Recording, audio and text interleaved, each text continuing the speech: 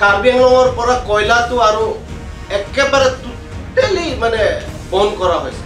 যদি কোনোবা কৈছে এইটো বেলেগ প্ৰমাণ দেখাওক।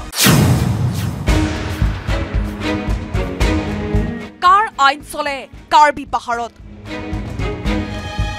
ৰাজ্যৰ প্ৰতিটো অবৈধ কয়লা খনি বন্ধ কৰাৰ চৰকাৰী নিৰ্দেশৰ পাছতো কাৰ্বি পাহাৰত অবাধে চলি আছে অবৈধ কয়লাৰ খনন। নিউজ 18 অসম নৰ্থ ইষ্টত গ্ৰাউণ্ড জিৰ' ৰিপৰ্টত পোহৰলৈ আহিছে 24 জানুৱাৰীতো কাৰ্বি পাহাৰত কয়লাৰ অবৈধ খনন চলি থকাৰ কথা। কয়লাজনক মই আপোনালোকক দেখাব বিচাৰিছোঁ, ইয়াত যিহেতু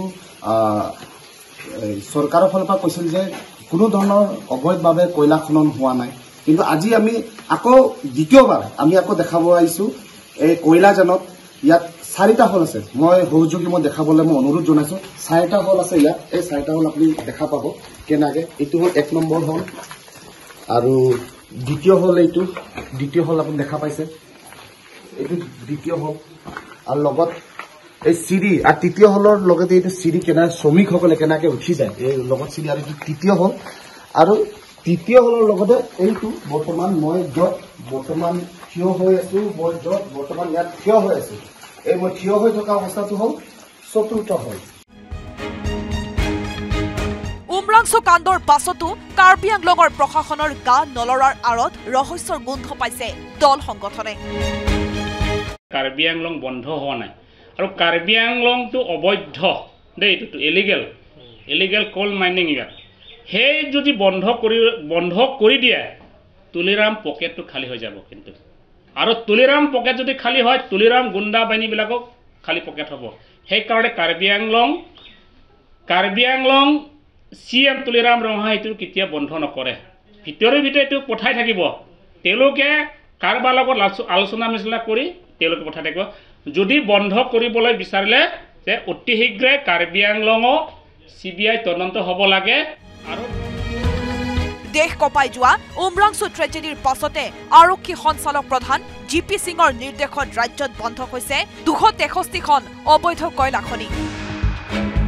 উমৰাংচুত 33টা আৰু তিনিচুকীয়া জিলাৰ লিডু আৰু মাৰ্ঘেৰিটাত 234টা অবৈধ কয়লা খনি চিল কৰি দিছে আৰক্ষী প্ৰশাসনে। এন্দুৰৰ গাঁত সদৃশ সুৰংগৰে কয়লা খনন কৰা প্ৰতিটো অবৈধ খনি বন্ধ কৰাৰ কঠোৰ নিৰ্দেশক কেৰেপ কৰা নাই কাৰ্বি আংলং প্ৰশাসনে। আনকি অবৈধ কয়লাৰ সৰবৰাহৰ প্ৰশ্নত সাংবাদিকৰ ওপৰত সংবাদ মেলতে গৰজি উঠিল কাৰ্বি আংলঙৰ শাসকীয় পক্ষৰ বন বিভাগৰ বৰ্ড চেয়াৰমেন। কাৰ্বি আংলঙৰ পৰা কয়লাটো আৰু একেবাৰে টোটেলি মানে বন্ধ কৰা হৈছে।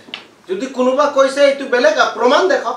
না ইয়াৰ আগলৈকে আছিলে, অলপ চলপ চলিছে তেনেকুৱাই, কিছুমান লিগেল আছে, তাতে কাগজ পত্ৰ আছে, সেইটো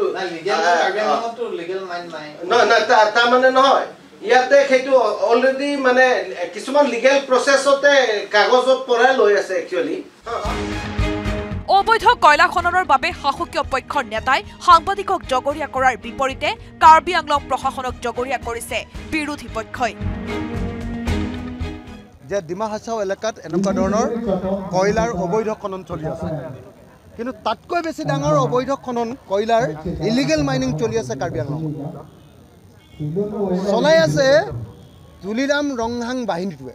কাৰ্বি আংলঙত চলাই থকা যি অবৈধ কয়লা খনন, অবৈধ কয়লাৰ যে মাইনিং, সেই মাইনিংটো বন্ধ কৰিবৰ কাৰণে আমি দাবী জনাইছোঁ। অতি সোনকালে কাৰ্বি আংলঙৰ পৰা তুলিৰাম ৰংহাং বাহিনীক খেদোৱাৰ ব্যৱস্থা কৰিব লাগে, কাৰণ কাৰ্বি আংলঙৰ ৰাইজৰ যি মূল 6 শিডিউলৰ যিটো স্পিৰিট, সেই স্পিৰিটটো তুলিৰাম ৰংহাং বাহিনীয়ে হিমন্ত বিশ্ব শৰ্মাৰ ওচৰত বন্ধ কৰি দি দিছে। 19 জানুৱাৰীত আৰক্ষী সঞ্চালক প্ৰধানে কঠোৰ নিৰ্দেশ দিয়াৰ পাছতো বকলিয়া থানাৰ অন্তৰ্গত কয়লাজান, লাংমিলি আৰু দিছবাইত চলি আছে ৰেড হল মাইনিং। প্ৰতিদিনে 600 টকাৰ বিনিময়ত জীৱনৰ বাজি লগাই এন্দুৰৰ গাঁত সদৃশ সুৰংগৰে সোমাই কয়লা কঢ়িয়াই আনে অবৈধ কয়লা খনিত কাম কৰা কাৰ্বি পাহাৰৰ শ্ৰমিকে। প্ৰশ্ন হয়, তুলিৰাম ৰংহাং নেতৃত্বাধীন স্বায়ত্তশাসিত পৰিষদত গম নোপোৱাকৈ কয়লাৰ অবৈধ খনন চলি থাকিব পাৰেনে কাৰ্বি পাহাৰত? ডিফুৰ পৰা Nirmal Thapa report, news 18 Assam north east.